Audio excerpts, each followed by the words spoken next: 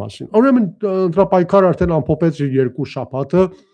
եւ արժեվում երկու շաբաթներ դեռ կան։ Ես գրառում եի կատարել սխալմամբ 10 օր էի գրել, մի տեսակ թվականները խառնել էի, որտեղ ինքս ճամփորդության այդպես սերմին եմ գտում թվականները մի քիչ այդպես շփոթեցի։ Ամեն դեպքում ներողություն եմ խնդրում գրառմանս այդ թույլ տված մի փոքրիկ վրիպով որ կար։ Ամեն դեպքում 15 օր դեռ արժեվում կա երկու շաբաթ քարոզություն կա վաղվանից սկսած երկու շաբթի օրվանից։ Բայց հիմա քարոզարշավը հասել է կեսին եւ մի տեսակ կարելի է արդյունքները ամփոփել մի շարք վիճակագրական տվյալներ նկատի առնելով։ Ինչպես սպասվում էր, ես երեք Alpha News-ի հետ հարցազրույցի ժամանակ անցած օրը խոսել եմ, ասել եմ այս թեմայի մասին, եթե կուզեք կարող եք գնալ այդ տեսագրությունն էլ դիտել, բայց հիմա այն ոչ որ այնտեղ ասել եմ, այստեղ էլ կկրկնեմ մեկ անգամ։ Եթե ուզենանք ամփոփենք, մոտավորապես քարոզարշավը եղավ այնպես, ինչպես որ բոլորս պատկերացնում էինք։ Դե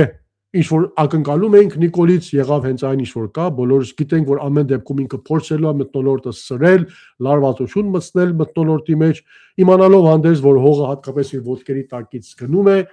տոկոսները, այդպես ասած, հավոզիչ չեն իր համար, իր պարտության շանսը բավական մեծ է այս փուլում, ամեն դեպքում ինքը փորձելու է ինչ որ բան փոխել եւ այդ կապակցությամբ այդ իրավիճակի մեջ ժամեղավ կբացատրեմ իր համար միակ հույսը մնում է այն, որ իրավիճակը սրի եւ հույս ունենա հետ ընտրական գործընթացներում այդ իրավիճակի մթնոլորտի սրումից ինչ որ, այսպես ասած, ինչ որ բան քաղի։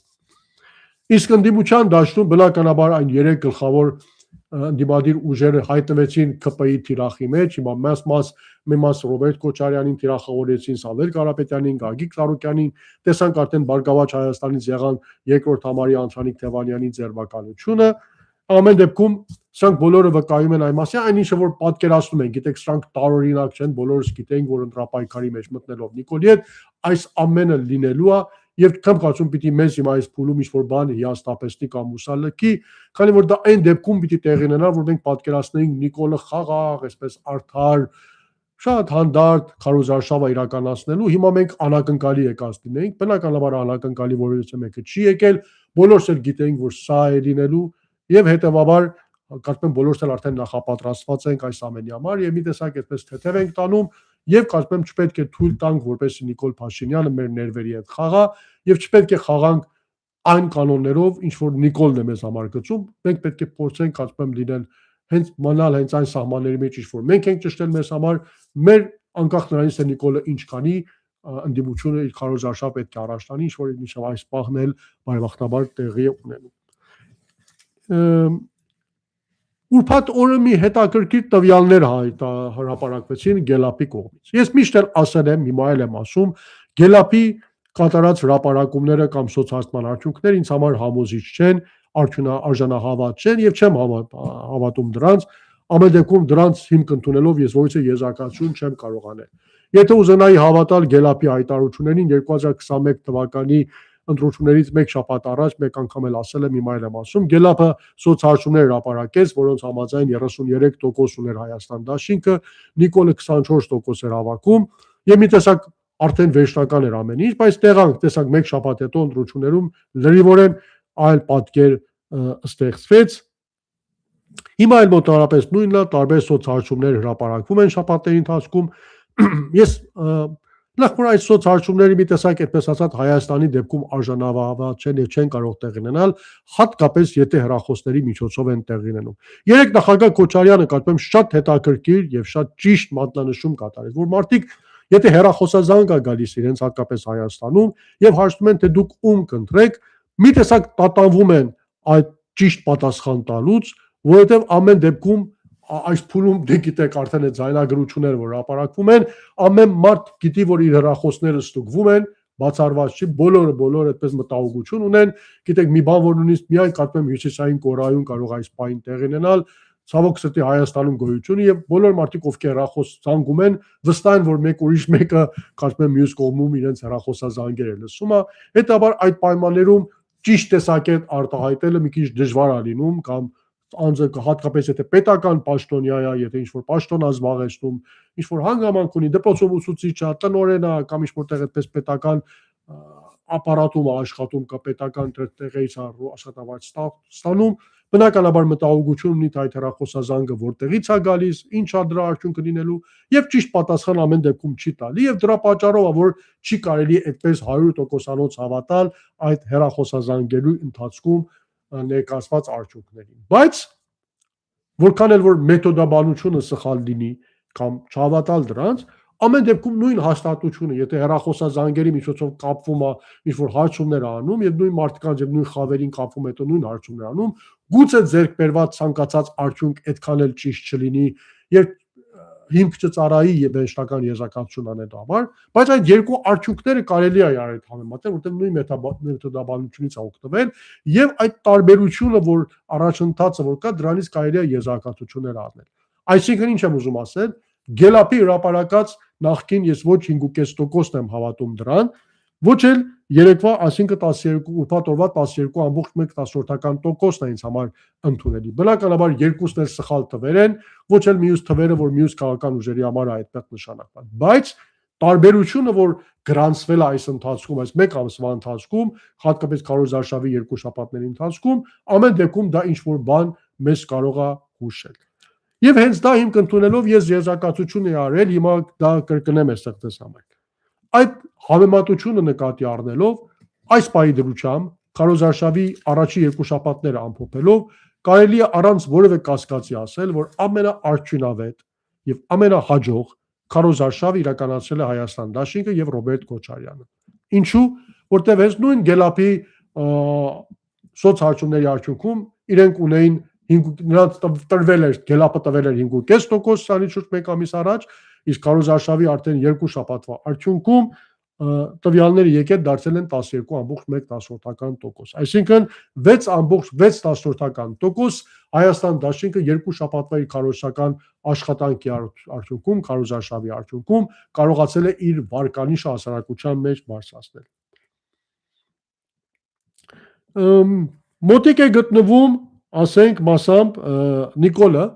որի վարկանիշը 24.3% էր, հիմա դարձել է 28.8%, 4.5% կարողացել է վարկանիշի բարձրացում ապահովել, ինչը ամենայն դեպքում պետական ռեսուրս օգտագործել, այդ փողոցում ընկնել, հիմարագույն հայտարարությունները անելը, ամեն դեպքում ընդունենք, որ հասարակության մի որոշ խավի մոտ այդպես վարկանիշային, այդպես ասած հետաքրքրում է եւ պատճառ է դառնում այդպես ասած հետաքրքրում ցուցաբերել, այդ 4.5%-ը ես շատ նորմալ եմ համարում Նիկոլի դեպքում հավելում կրելը։ Համոզիչ չեն եղել ուժեղ Հայաստանի եւ Բարգավաճ Հայաստանի Քարոզ Արշավը, քանի որ ասենք ուժեղ Հայաստանը Գելափի նախկին սոցհարցման արդյունքներում ուներ մոտավորապես 13.4%, հիմա ունի 14.9%, այսինքն ընդամենը 1.5% է կարողացել բարձրացնել իր վարկանիշը, մինչդեռ Քարոզ Արշավի ընթացքում պետք է շատ ավելի շատ հավելում կրած լինել։ Իսկ Բարգավաճ Հայաստանը ընդամենը միայն 0.8% է կարողացել բարձրացնել, այսինքն 0.8% է կարողացել իր վարկանիշը բարձրացնել 7.9-ից հիմա գտնվում է 8.7%։ Այս տվյալները նկատի առնելով երկու շաբաթվա Քարոզ Արշավը ամփոփելով, կարելի է ասել, որ Հայաստան Դաշինքը ամենաարդյունավետ Քարոզ Արշավն է իրականացնում եւ եթե նույն տեմպերը պահպանվեն, ամենայն դեպքում ես անհավանական չեմ գտնում, որ Քարոզ Արշավի ավարտին ուժեղ Հայաստանի եւ Հայաստան Դաշինքի տեղերը փոխվեն եւ Հայաստան Դաշինքը գա դառնա ինչպես 2021 թվականին, այսօր կրկին դառնա ընդդիմադիր գլխավոր ուժը, որ ամենաբարձր տոկոսները ուրեմն ունի այս բանի փուլում։ Պիտի հավատալ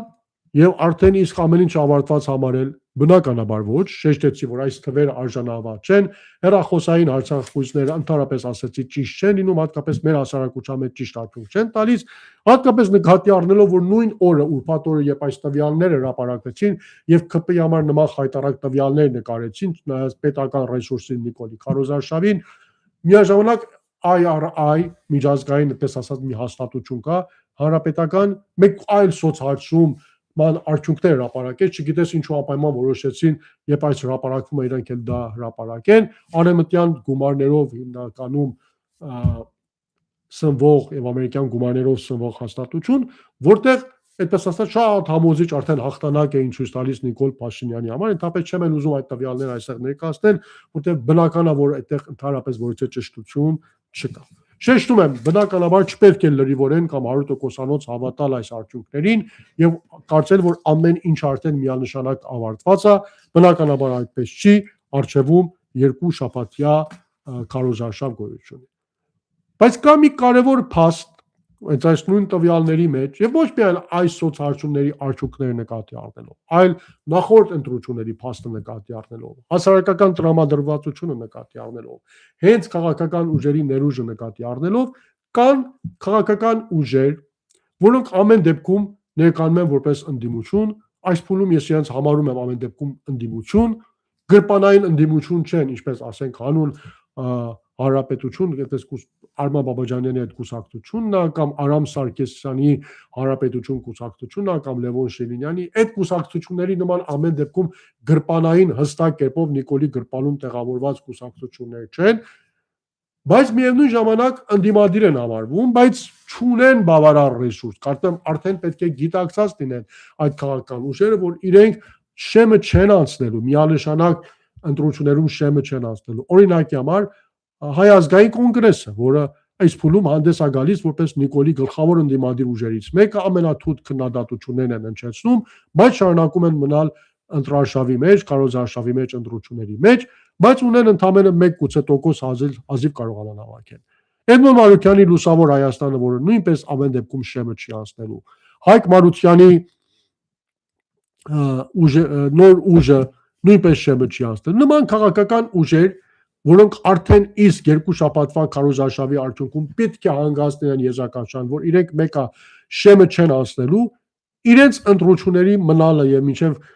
ավարտը գնալը եւ թույլ տալ որպես իրենց անունը այդպես քվարտետիկներում մնալը միանշանակ ծառայություն է մատուցելու Նիկոլ Փաշինյանին եւ օգնելու է որպեսզի Նիկոլը մնա իշխանության ձայների փոշիացման միջոցով եւ մանդատներ տրամադրելով Նիկոլ Փաշինյանին։ Հետևաբար ինչ կարող են անել, կարծում եմ ինչքան շուտ պետք է այդ քաղաքական ուժերը հասկանան, որ եթե իրենք հավակնում են, որ իրենք իրական ընդդիմադիր ուժեր են, եւ կարծում եմ արդեն ապացուցված է, որ շեմը չեն անցնելու, ձայներ չեն բերելու եւ չեն ցանկանում գրպանային ընդդիմության պիտակը ստանալ, Նիկոլի համար ձայներ փոշիացնող կուսակցությունների պիտակը ստանալ եւ միանշանակ ջնջվել Հայաստանի քաղաքական բեմից որպես ընդդիմադիր ուժեր, ունեն մեկ շանս 2 շաբաթվա ընթացքում հայտարեն, որ ինքնաբացարկ են ներկայացնում, դուրս են գալիս ընտրություններից եւ իրենց աջակիցներին կոչ անեն, որպեսզի գնան ձայն տան այն գլխավոր ընդդիմադիր 3 ուժերից որևիցե մեկին։ Ես խոսքս նաեւ վերաբերում եմ Միասնության TV դաշինքին, որը թեև Գելապի հայտարարությամբ շեմն ասում է, բայց ես կասկածում եմ, որ այդ թվերը ճիշտ լինեն, ամեն դեպքում շեմը չեն ասնելու։ Դոգի պարագան նույնպես ես կոչ էի արել ընդդիմությանը, որ աչքը մի թեթև պայի դոգի վրա, որտեղ թեև նրանք ստերում են շարժվում, բայց ամեն դեպքում Նիկոլի կողմից ստացել են բոնուս, որ թեև իրենց առաջին ցուցակ, առաջին համարը